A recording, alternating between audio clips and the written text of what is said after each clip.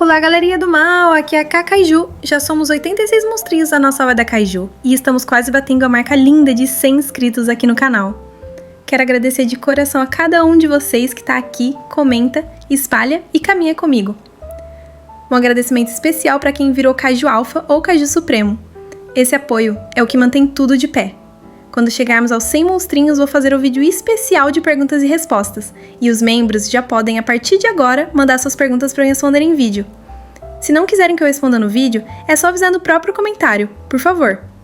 Obrigada de verdade por cada apoio, cada palavra, cada monstrinho que segue comigo. Bora continuar espalhando opinião, coragem e verdade juntos.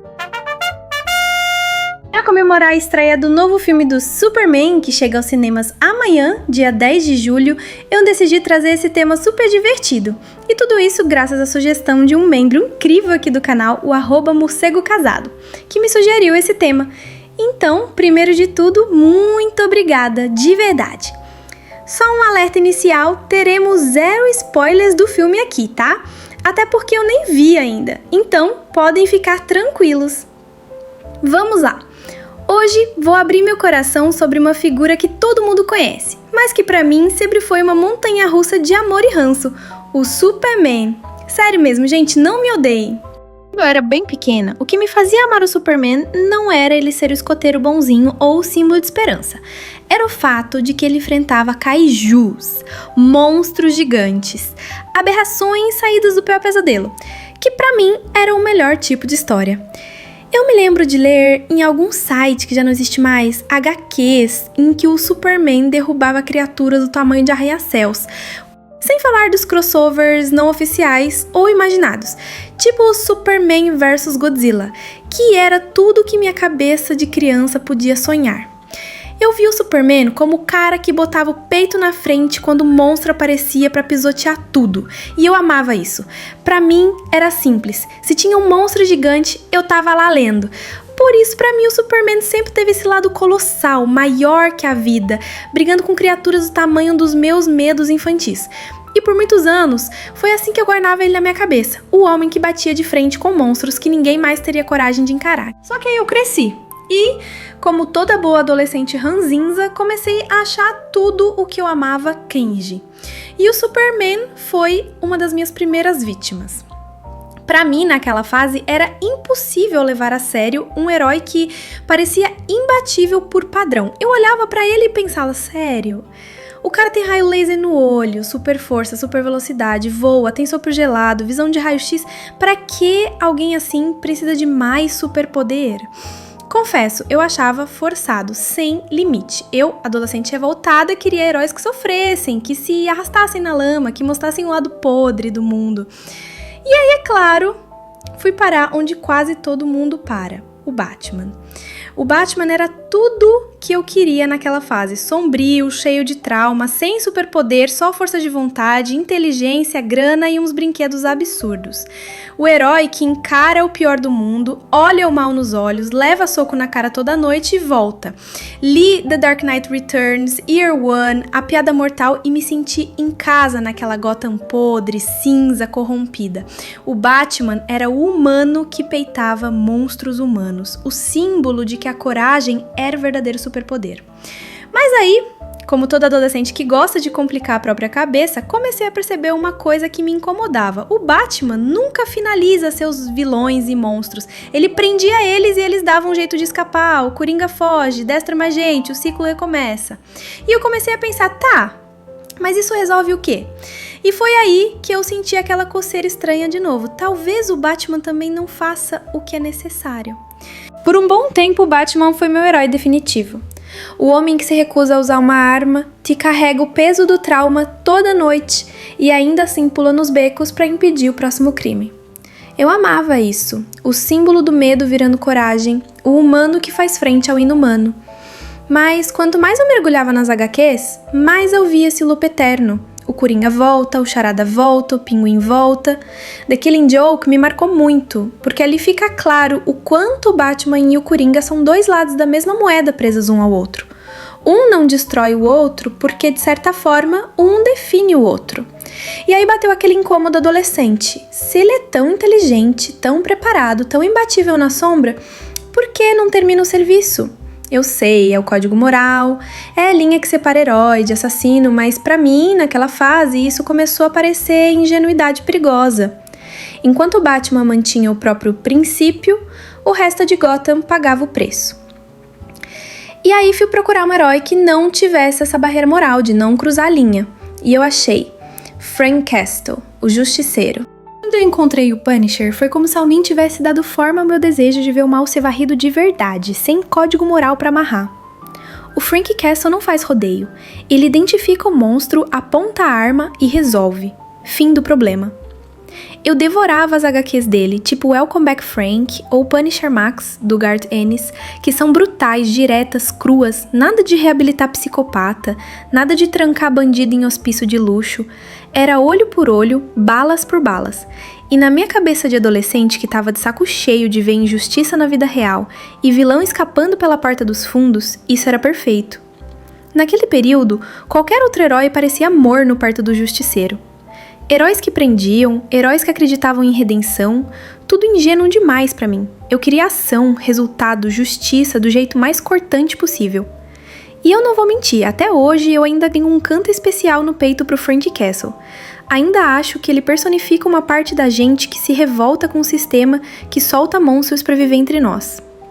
Mas conforme eu fui amadurecendo, percebi que o Justiceiro é tão necessário quanto perigoso, e que existe uma força maior que apertar o gatilho. E foi aí que, curiosamente, eu voltei a olhar para o Superman, e comecei a entender a verdadeira força dele. Com o tempo, eu fui entendendo que existe algo ainda mais forte do que simplesmente destruir o mal. É ter o poder absoluto para esmagar qualquer coisa e mesmo assim escolher não cruzar a linha. Foi aí que o Superman voltou para minha vida, mas de um jeito totalmente novo. Quando eu era pequena, eu amava ele porque ele enfrentava monstros do tamanho de prédios. Depois eu achei isso bobo porque parecia poder demais.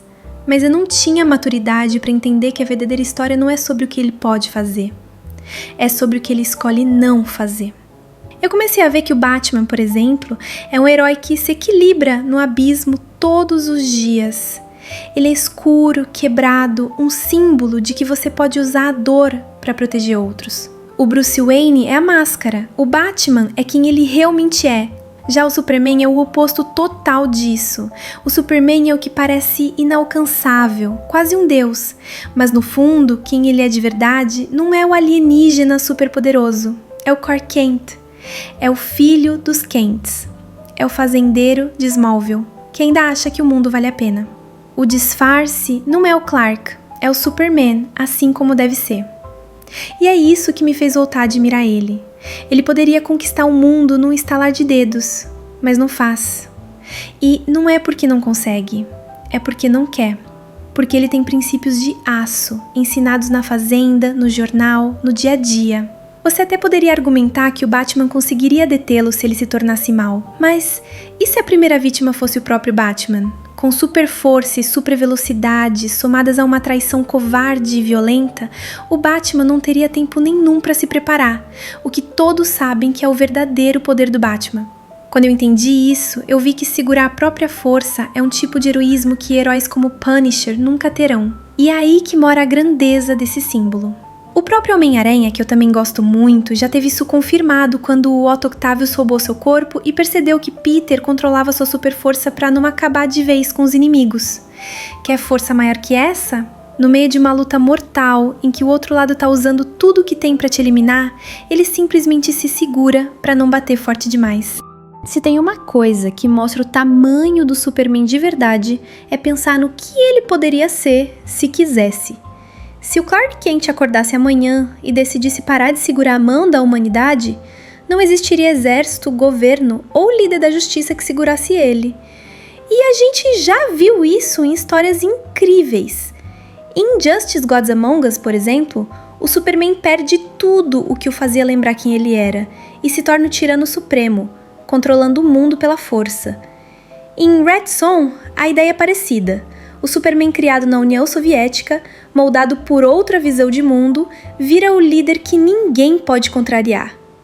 Em Kingdom Come, do Mark Waid e Alex Ross, a discussão é toda sobre o que acontece quando heróis absolutos tentam forçar o mundo a se comportar.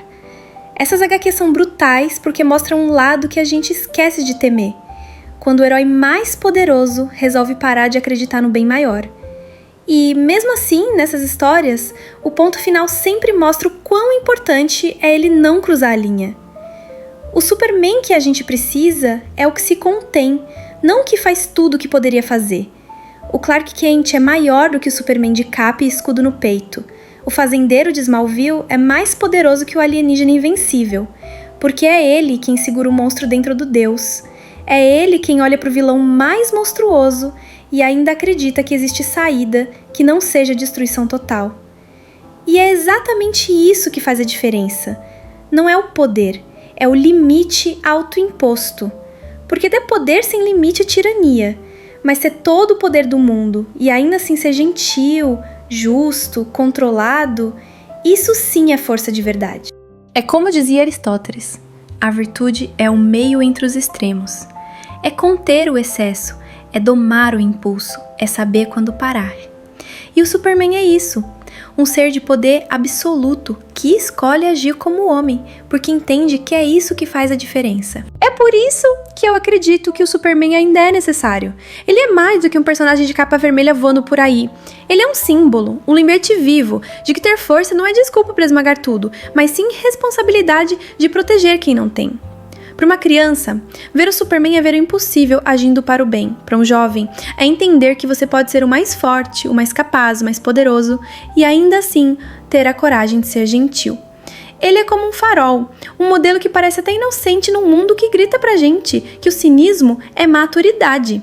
Mas é justamente porque o mundo é duro, cínico e cheio de monstros reais que a gente precisa de um Superman. E mesmo depois de eu dizer que o Superman venceria o Batman fácil, se eu não te fiz pensar, pelo menos te irritei.